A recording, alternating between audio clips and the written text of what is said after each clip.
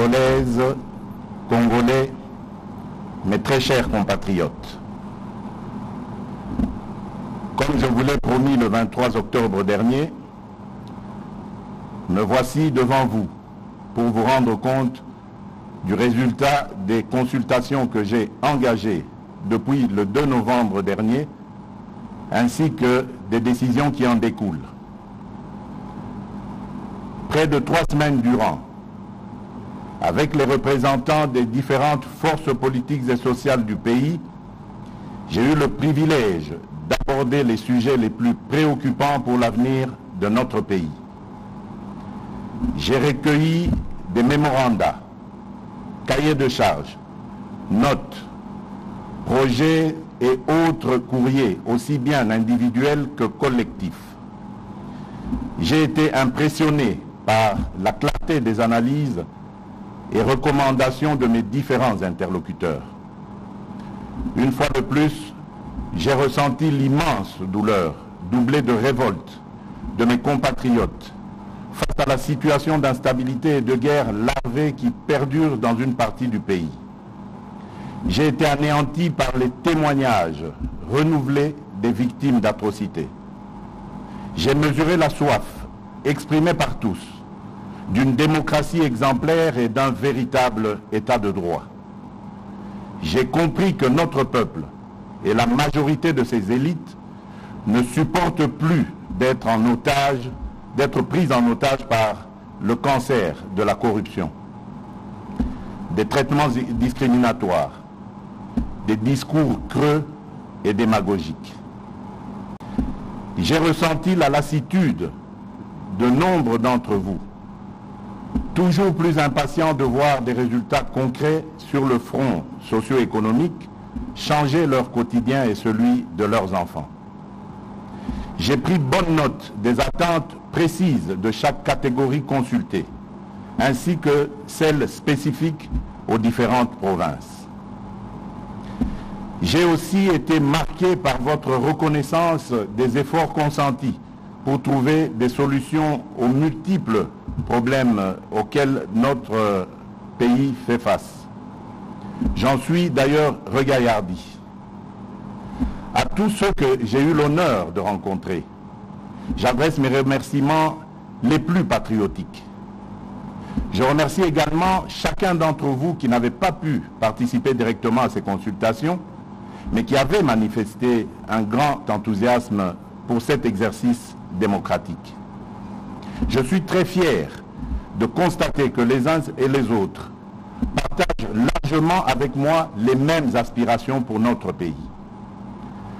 Tous veulent voir émerger un Congo nouveau, entamant résolument sa marche vers le progrès. Mes chers compatriotes, la responsabilité qui est la mienne est de rassembler tous les Congolais et de les faire progresser. Le devoir constitutionnel qui m'incombe est celui d'être le garant de la nation et d'assurer le bon fonctionnement des institutions de la République. Nous traversons en cette période un tournant décisif de notre construction démocratique. Ce moment nous confère un devoir collectif, celui du sursaut. Un vrai sursaut démocratique que nous devons porter partout sur notre territoire pour anéantir les desseins des cyniques, pour réveiller les somnambules et pour barrer le passage à celles et ceux qui portent la haine et la honte dans notre pays. Je veux le faire avec vous, autour des principes, des valeurs et d'actions. Action pour le redressement moral de notre nation, pour sa réhabilitation sécuritaire, économique et sociale. Pour atteindre chaque Congolais dans son vécu quotidien et que, in fine, personne ne soit laissé pour compte. Mes chers compatriotes, je vous ai consulté, vous m'avez parlé. De tout ce qui m'a été rapporté individuellement ou collectivement, il se dégage une large convergence de vues au niveau national sur les questions essentielles. Vous m'avez parlé de la paix et de la sécurité.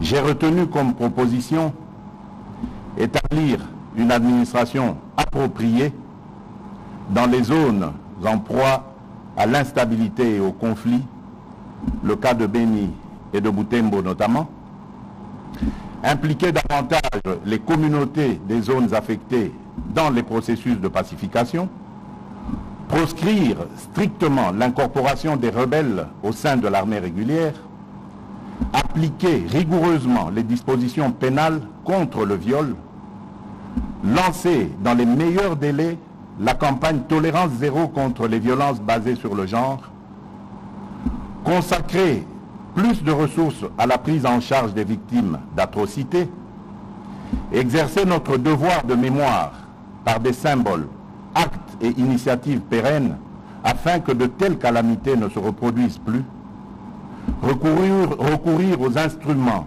de justice transitionnelle pour bâtir le chemin de la réconciliation et de la paix, obtenir de la communauté internationale et des Nations Unies en particulier le soutien à l'initiative visant l'établissement d'un tribunal pénal international et de chambres spécialisées mixtes en République démocratique du Congo.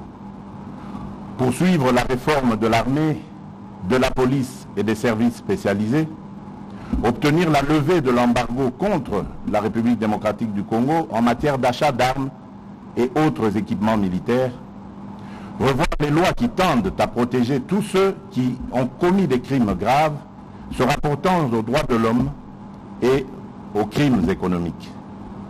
Fusionner les programmes de DDR et de STAREC pour la réinsertion des démobilisés vers des activités économiques et d'intérêt public, loin du métier des armes. Réorganiser les marchés locaux des minerais afin de réduire le lien entre conflits armés et exploitation minière. Élaborer et mettre en œuvre un plan de rapatriement urgent des Mbororo dans leur pays d'origine. Sur le renforcement de la démocratie et de l'état de droit, j'ai noté qu'il faut mettre fin à l'accord de coalition Cache-FCC, considéré comme la raison principale à la base du blocage actuel, dissoudre l'Assemblée nationale, assurer et pérenniser le processus d'alternance démocratique et politique au sommet de l'État, opérer sur la base d'un large consensus des réformes constitutionnelles portant sur le mode de scrutin ou le seuil minimum aux élections législatives nationales, la rétrocession aux provinces afin de rendre effective la décentralisation, la loi sur la nationalité, afin de permettre aux nombreux concitoyens de la diaspora de conserver, selon le cas, la nationalité congolaise d'origine. Renforcer la caisse de péréquation, ouvrir un débat en vue de la réintroduction de l'élection présidentielle au suffrage universel direct à la majorité absolue des deux tours, et le cas échéant verrouiller les dispositions dans une révision constitutionnelle. Réhabiliter les partis politiques dans leur rôle de principaux moteurs de la démocratie et acteurs de la vie parlementaire, en lieu et place des regroupements politiques, conformément à l'esprit et à la lettre de la Constitution, notamment son article 6. Réduire la taille du gouvernement, accorder à chaque groupe parlementaire constitué au sein des deux chambres des plages horaires gratuites et équitables au sein de la chaîne de télévision publique parlementaire pour y défendre leurs opinions, idées ou activités. En 2023, organiser les premières élections locales en même temps que les élections nationales.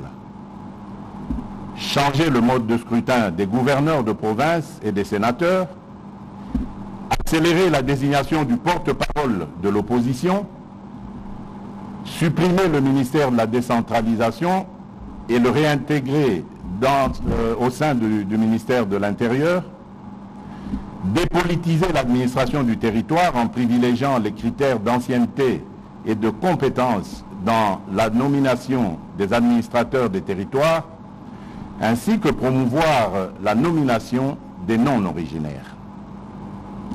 Procéder à l'identification des citoyens congolais et résidents étrangers et délivrer de nouvelles cartes d'identité sécurisées avant fin 2022.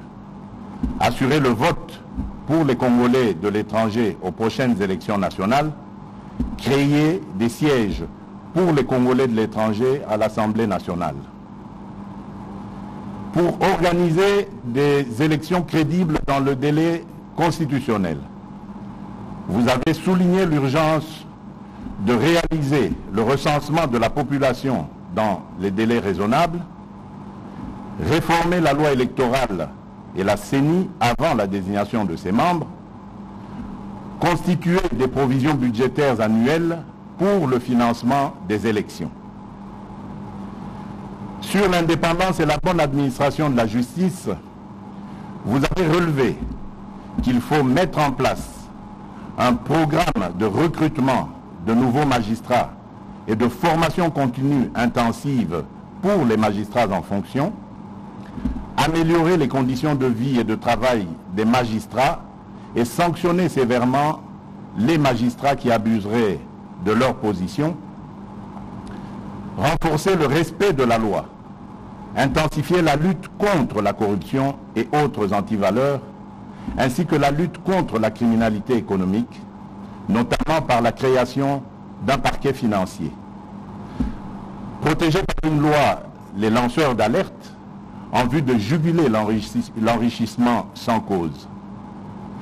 Procéder à la mise en place des responsables de la Cour des comptes et à la prestation de serment de ces magistrats. Initier et poursuivre des enquêtes judiciaires sur différents dossiers. Parlant de l'amélioration des finances publiques et du climat des affaires, vous avez suggéré qu'il faut intensifier les efforts visant une meilleure cohérence fiscale et traquer tous les abus préjudiciables à l'efficacité et au climat des affaires. Mettre fin à l'impunité et renforcer la législation pénale afin que tout détournement en bande organisée de la paye des fonctionnaires, civils ou militaires, soit assimilé à un acte de haute trahison et sévèrement puni. Réduire le nombre et le volume de nos représentations diplomatiques à l'étranger et les renforcer en capacité en matière de coopération et de partenariats économiques. Réduire le train de vie des institutions politiques et interdire strictement toute augmentation de salaire en leur sein jusqu'à la réalisation intégrale du contrat social de l'innovation, dit accord de Moody, qui tarde à se matérialiser depuis sa signature en 2004.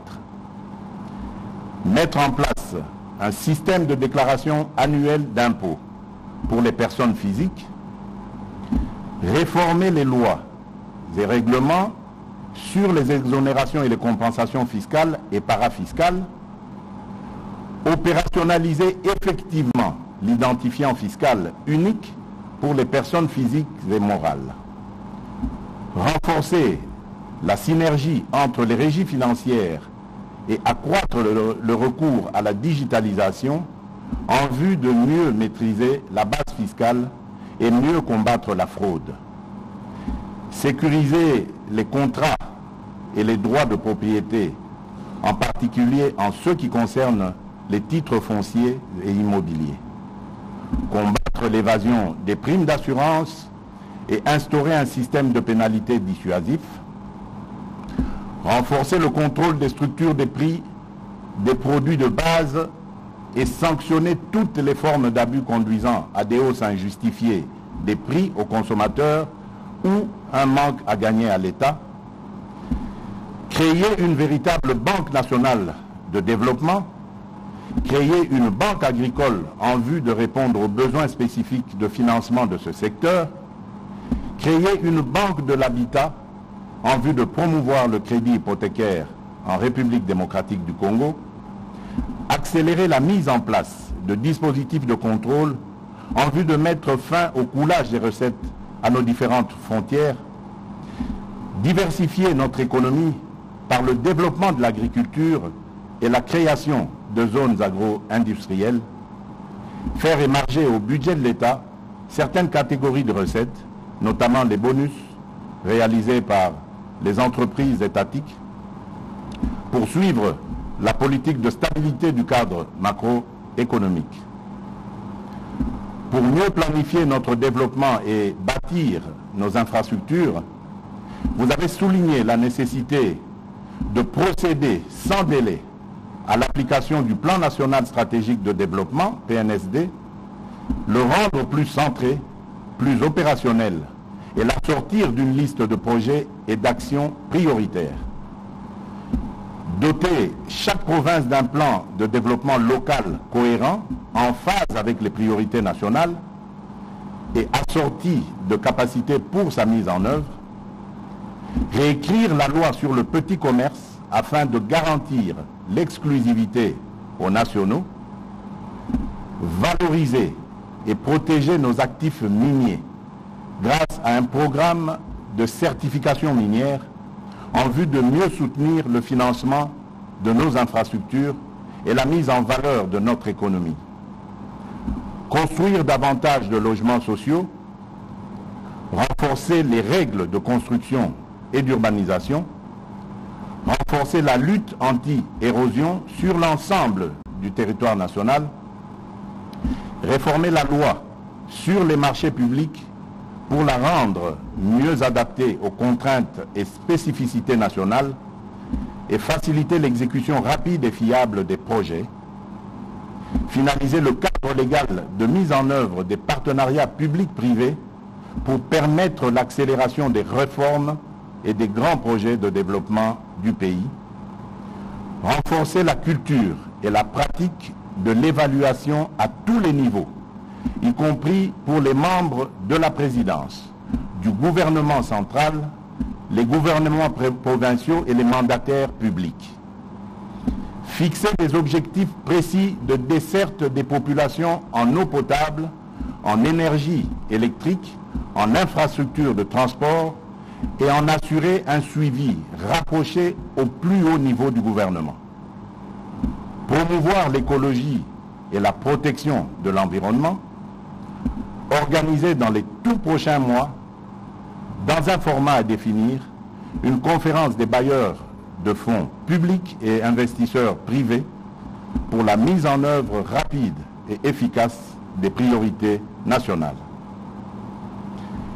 Afin de promouvoir l'émergence d'un Congolais nouveau, en investissant davantage dans le capital humain, vous avez proposé de concrétiser la promesse de la couverture santé universelle par sa mise en œuvre immédiate et progressive, construire et réhabiliter les hôpitaux et les centres de santé, financer les recherches médicales et médicinales, promouvoir l'industrie pharmaceutique locale et le recours aux médicaments génériques, assurer un suivi plus rigoureux de la mise en œuvre de la gratuité de l'enseignement primaire et la suppression de la prise en charge par les parents et en rendre régulièrement compte, traquer et punir sévèrement tous les abus et actes de sabotage dans ce domaine. Combattre la corruption dans les écoles, instituts supérieurs et universités, rendre efficace le cadre déontologique des enseignants, améliorer la condition de vie de l'enseignant, promouvoir l'enseignement technique et professionnel par un dialogue renforcé et des actions concertées avec les acteurs du secteur privé et de la société civile, redynamiser le système de gestion des bourses d'études nationales et internationales, réviser les programmes scolaires de l'enseignement national, promouvoir la culture, les arts et les sports comme vecteurs de modélisation de l'homme congolais en investissant notamment dans les infrastructures et la réhabilitation de l'économie culturelle.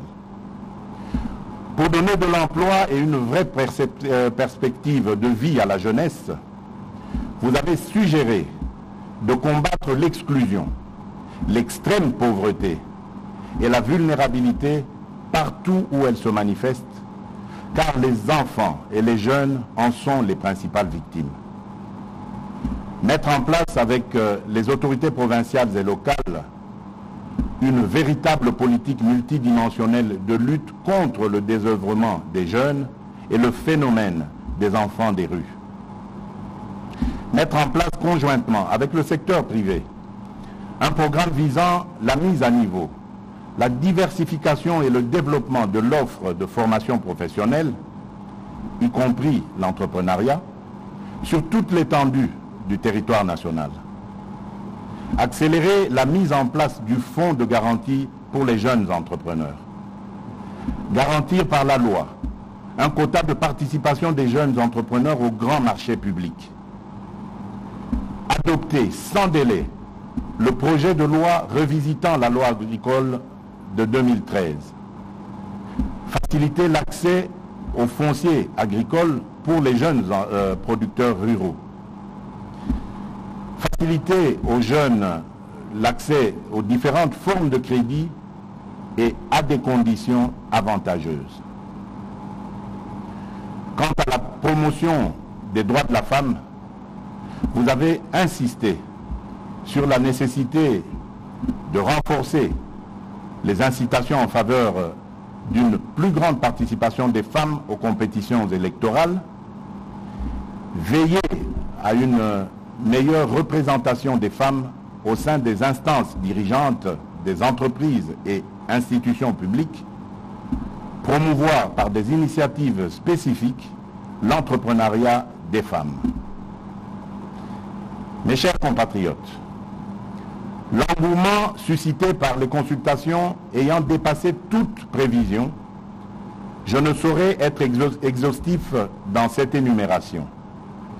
Qu'à cela ne tienne, toutes ces attentes, ces interrogations, ces inquiétudes, cette lassitude, cette colère exprimée, mais aussi les sujets de satisfaction, ont été pris en compte et ont fait l'objet de ma profonde réflexion. J'en ai retenu que, d'une part, le gouvernement de coalition institué au lendemain de l'alternance politique intervenue en janvier 2019 n'a pas permis de mettre en œuvre le programme pour lequel vous m'aviez porté à la magistrature suprême, et que d'autre part, il n'a pas été capable de répondre aux attentes et aux aspirations de notre peuple. Vous avez un rôle immense pour aider à corriger les excès du passé et veiller à ce que nous ayons un Congo plus efficace, plus démocratique et plus solidaire. Nous y œuvrerons ensemble.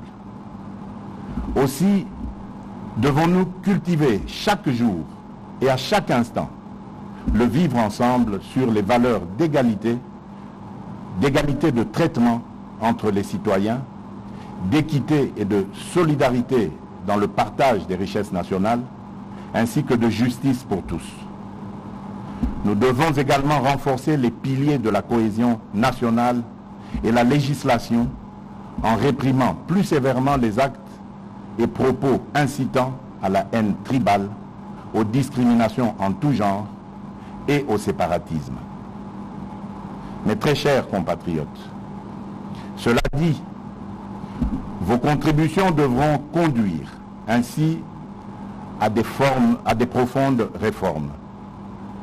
La femme, la jeunesse et le monde de la culture doivent y jouer un rôle intense. La culture et l'éducation sont les piliers sur lesquels se construit le développement et le progrès, la création et l'innovation. L'implication et la responsabilité des femmes dans ce combat vaut son pesant d'or. Ne dit-on pas que partout où l'homme a dégradé la femme, il s'est dégradé lui-même? Nous avons à construire la société que notre jeunesse mérite. Mes très chers compatriotes, au-delà du large consensus sur les objectifs de la gouvernance ainsi plébiscités par les forces vives de la nation et par de nombreux élus, ces consultations ont également mis en évidence à une écrasante majorité le rejet de la coalition entre le Front commun pour le Congo et le Cap pour le changement. Cette triste conclusion intervient après 2 années d'efforts inlassables, de patience et d'abnégation pour préserver l'essentiel au sein de la coalition. 2 années de grâce qui n'auront malheureusement pas réussi à éviter une situation de crise persistante et de défiance inacceptable entre les institutions de la République dont je suis le seul garant. Bandeko Babolingo, Banamboka, Lisanga ya Bana Congo ekatisa mikakatano ebele, kasi Congo na biso etikala kaka na bomoko.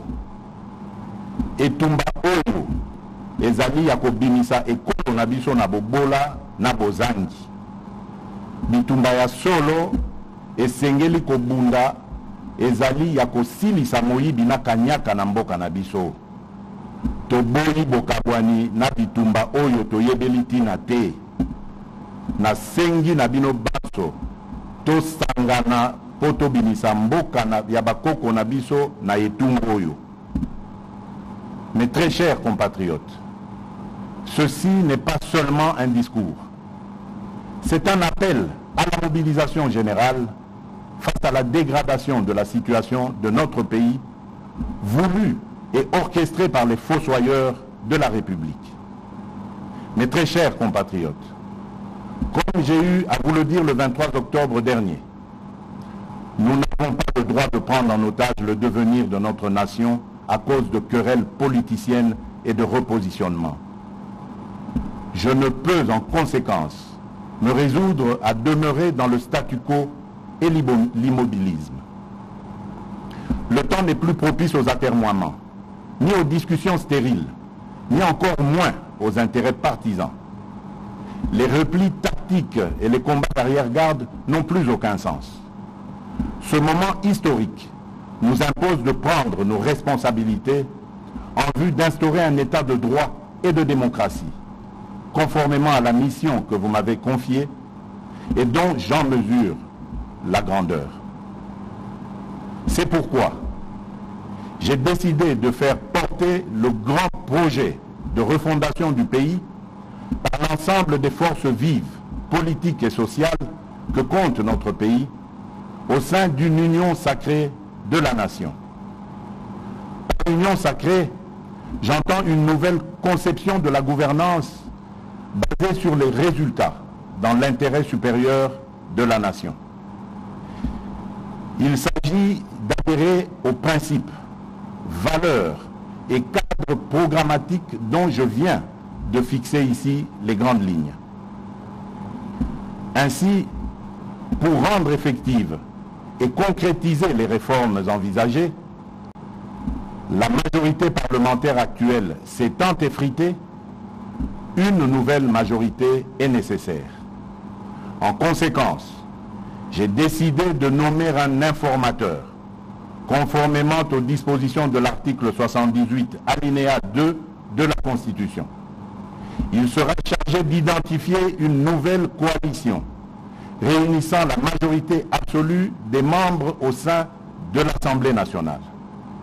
C'est avec cette nouvelle coalition que le gouvernement qui sera mis en place au plus vite conduira son action durant le reste du quinquennat suivant la vision, dans le but de répondre aux aspirations du peuple.